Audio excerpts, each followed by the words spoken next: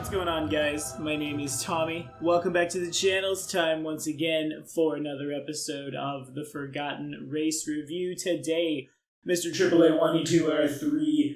Man, you know, that was the first time I didn't have to go back and look at that name on YouTube and try to remember how many letters were who, what, where, when, why. Wants us to crack open our copy of Blood of the Night and talk about a race I have a pretty good story about, actually, the Dhampir.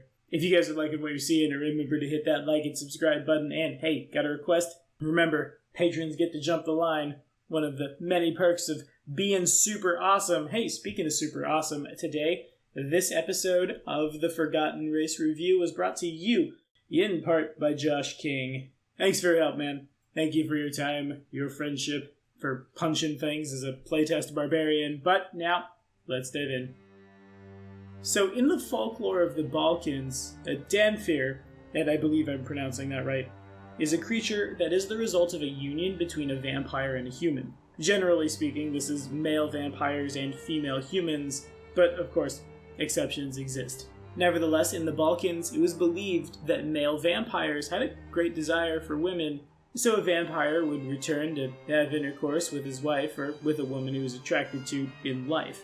Indeed, in one recorded case, a Serbian widow tried to blame her pregnancy on her late husband, who apparently had become a vampire. Sounds like we need some Judge Judy up in there. According to legend, male Dhampirs of paternal vampire descent could see invisible vampires and practice sorcery, oftentimes starting careers as vampire hunters. Some traditions specify signs by which a Dhampir can be recognized. Think untamed dark or black hair, the lack of a shadow, being very dirty, having a soft body, no nails or bones, so that's fun, and a deep mark on the back, think a tail.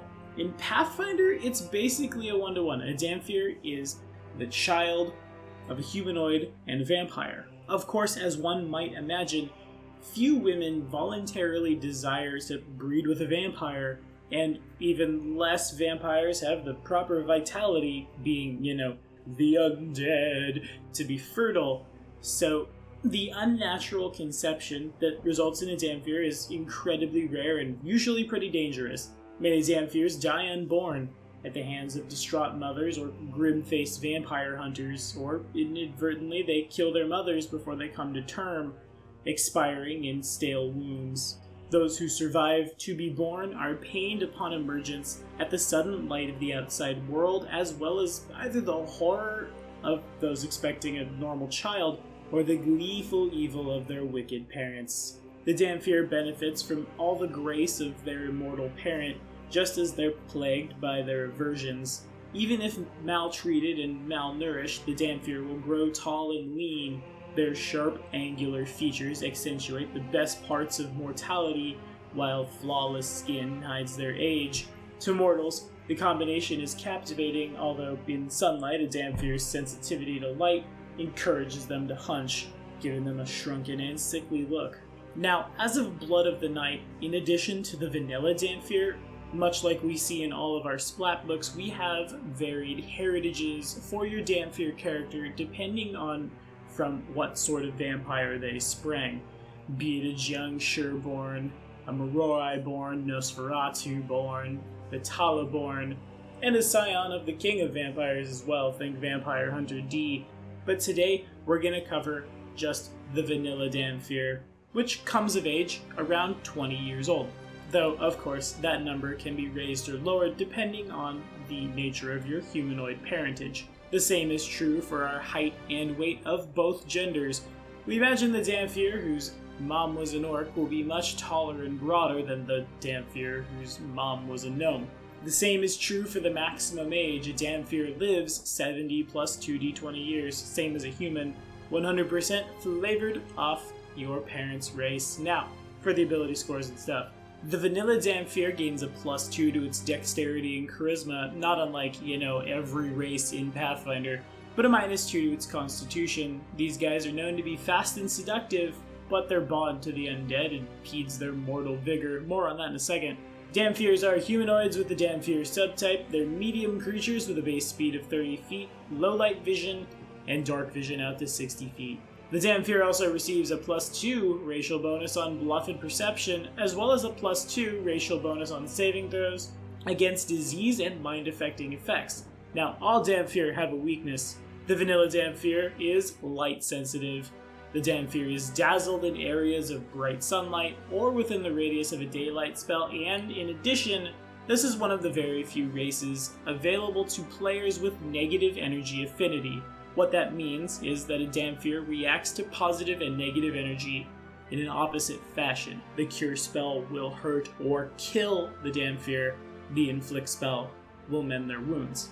A Dhampir can also cast Detect Undead 3 times per day as a spell with the caster level for this ability equal to the Dhampir's class level.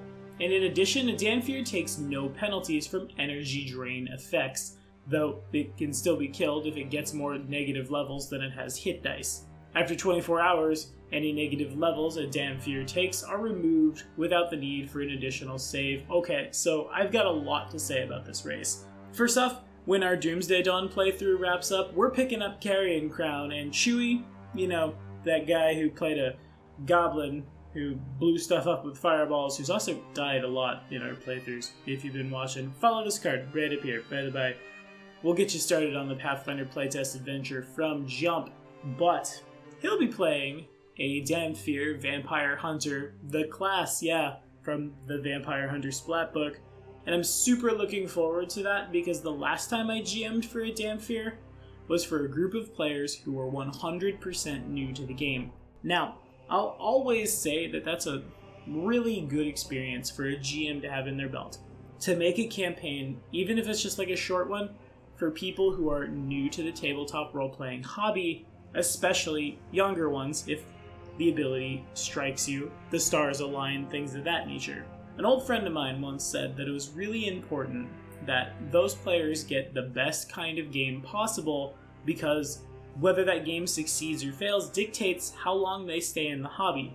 Not to toot my own horn here, but the next game designers, the next YouTubers, and everything in between literally are made at those tables. And the last time I GM'd for a Dhampir was for 3 children, aged anywhere from 12 to, at the time, 17. And the guy who this video is dedicated to, you saw that art at the beginning? Yeah, that was his kitsune that he played. But anyway, one of the guys made a Dhampir rogue.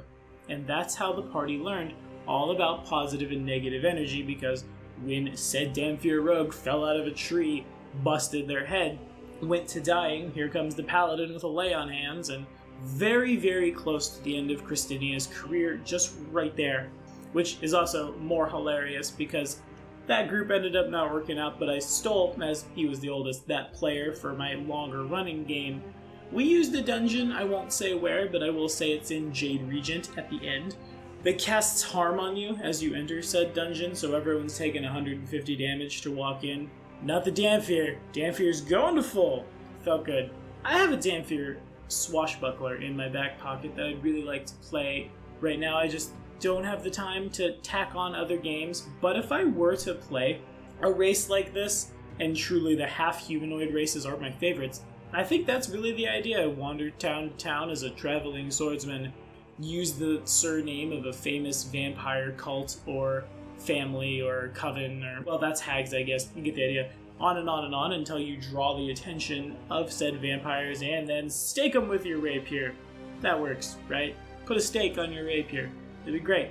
Though it does hit the nail kind of right on the head, it's definitely a pretty good nail to hit, in my opinion. And they go on farther and farther. If you get tired of the vanilla Dhampir, play a Rusher, one of the few races in Pathfinder post-errata to receive a neg to its dexterity. Also, it has a really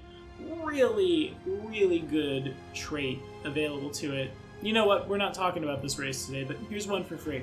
Available to the Rusher, Numerological Gift says that when you select this trait, roll 3d6. The resulting number becomes your numerological totem and can never be changed. Once per day, when you roll that number on a d20, you may treat that roll as if you'd rolled a natural 20 on the die. Yeah, that exists and is balanced, and I would like to play that. If you guys watched any of Broken Universe over at IOPC, had Octarian been played in Pathfinder 1st Edition, the idea was to play a Jiangshi with this, roll around on horseback with a crossbow, and just mess people up. But enough of that. What do you guys think about all this nonsense? Have we played a Dhampir? Have we GM'd for them? Have we accidentally killed a player by casting Cure Light Wounds? Let me know all about it in the comments. But that is all we have time for today. Next week on the Forgotten Race Review, we're covering the Ogre. See you there.